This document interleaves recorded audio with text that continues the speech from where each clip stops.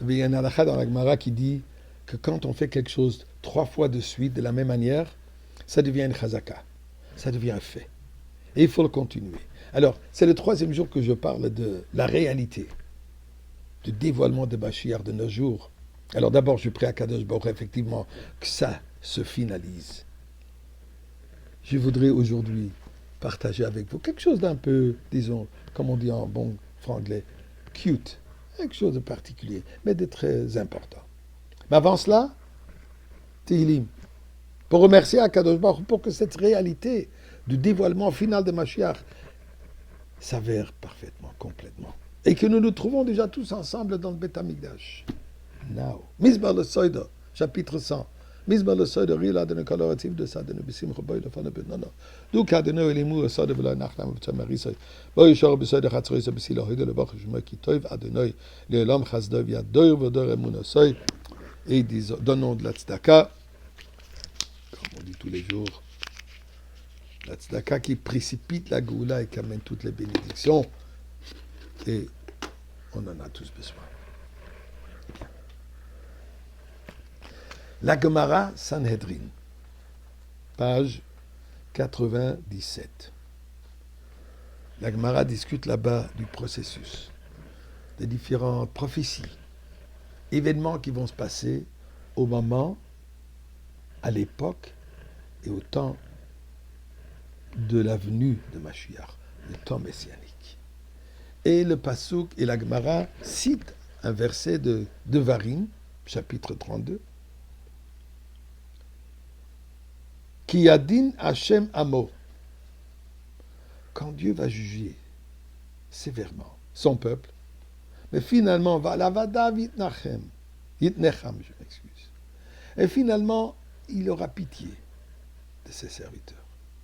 Qui irait qui ozlat yad, en voyant comme les ennemis prennent force, ve'efes atzur ve'azuv, et personne, ou presque personne, vient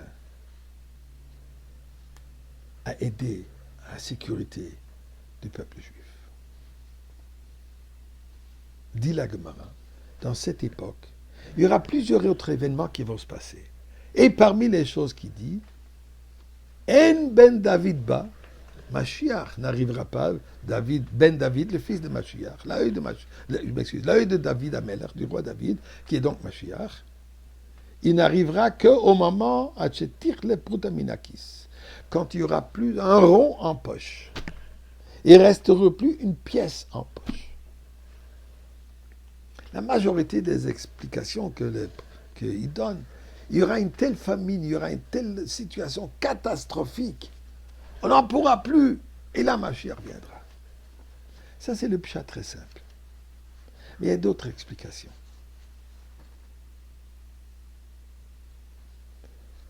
À un moment où nous verrons une situation où une haine contre Am Israël se développera partout.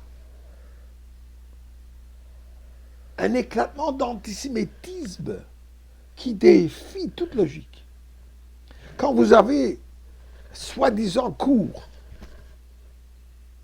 qui accusent Eretz Israël et les leaders qui sont là pour protéger le peuple contre les tueurs de Hamas, eux sont considérés des criminels et Hamas sont considérés... Ah oui, quand même, il y a certains qui ne sont pas très fameux.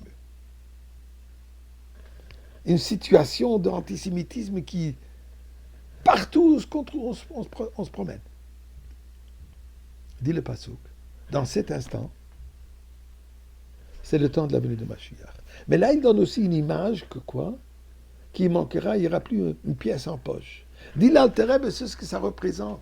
Que malgré ce sera une situation tellement difficile, on n'arrêtera pas à donner de la tzedaka. Et le Rebbe ajoute, non seulement qu'on va donner de la tzedaka, on va aider le prochain, mais on va le faire avec joie. Pas puisqu'on est forcé, mais avec joie on va le faire. Ceci est le temps de la Goula. Malgré les défis, malgré les difficultés, malgré toute la situation, nous, on continue à faire ce qu'on doit faire. Et la mitzvah de tzedaka, elle est shkula comme la mitzvah. Mais il y a aussi un petit aspect, disons, comme on dit en bon franglais ici, cute. Vous savez que Trump, parmi les déclarations qu'il fait, parmi les ordres exécutifs qu'il n'arrête pas de faire dans les douzaines, parmi les choses, il abolit le sou américain, de penny. Il dit pourquoi? Ça coûte 3 sous pour faire 1 sou. Ça n'a pas de sens, ça n'a pas de valeur. S'il n'y aura plus de sous dans la poche. Bien sûr que ça, l'idée est beaucoup plus profonde. Mais ça se manifeste aussi dans les petits détails de cela. Alors, Ribono Shel Olam, on n'a plus de sous américains, on veut les shkalim du Bet Hamikdash, le shekel HaKodesh.